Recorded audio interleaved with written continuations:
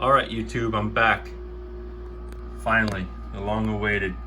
So I got this intake here. I plan on painting it. I always see these things get dirty quickly, nasty, and they're hard to clean. So I'm thinking about using a paint, an aluminum paint, like VHT paint, flat aluminum color. It'll look almost similar, but yet it'll have like an enamel on it. I was also told I can cut this down and then bring it across and then back up. I'll get some more horsepower that way. Supposedly. I don't know if this is bullshit or if it's like old school stuff or what. I know you guys LS this and all that. I'm not into it for that, man. I'm just into like working on shit and basically fiddle fucking around. So yeah, paint this. Maybe carve out that plenum a little bit, come down, maybe where that little casting line is, maybe a little bit deeper. I'll have to figure that out. I heard I can get a little bit better power out of that deal.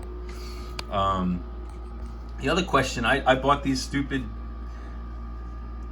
gaskets because I didn't have the hole for the heat riser here, this heat exchange port.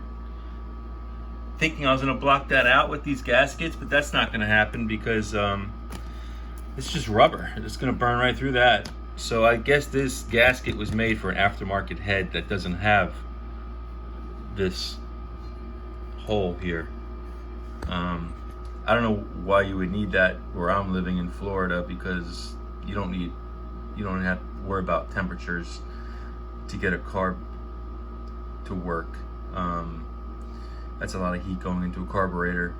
I just don't think you need it. I wish I could just figure out a way to block it off real quick. Yeah, less dense air going into a carburetor in the heat of Florida.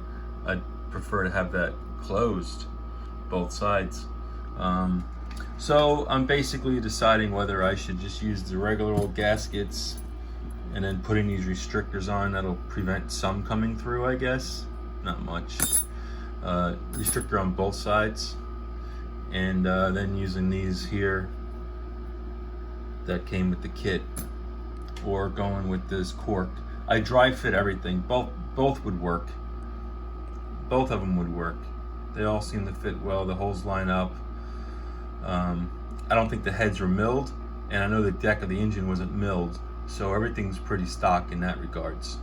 So there's not that unevenness that you'll get where you'll have gaps and whatnot. So that's basically it, guys. I'm gonna probably do this weekend. It'll be left side, restrict or not, or should I use these gaskets? But like I say, it's gonna be a mess when that shit starts to burn. Maybe it'll cause an issue. So I don't think I'm gonna use these gaskets. I'm gonna use this side here. And I'll paint this up before I do it. And then I've got this here. I can grind that out with a angle grinder. It'll probably cut through that like butter. So that's it. Hope you all are well. I'm glad to be back on the engine here. Look forward to maybe finishing it up. I adjusted my valves. I used the 90-degree method. I started with number 1. 90 degrees, number 2, 90 degrees, number 8, 90 degrees, number 4, number 3, 6, 5, 7, 2, and so forth, going to top dead center. And I adjusted them down till they were tight, did about a half a turn around, and those should be all good to go. We're getting there. We are getting there. Hopefully that intake will be on this weekend. It'll be painted up. It'll be on this weekend. And then I gotta find myself a distributor and get going on the carburetor, figure out how to put that shit on. That's a quick fuel, Holley quick fuel, 4-barrel carb. All right, that's it, guys. Wasting too much time here. Hope you all are good. Have a good one. Thanks for the comments, like and subscribe.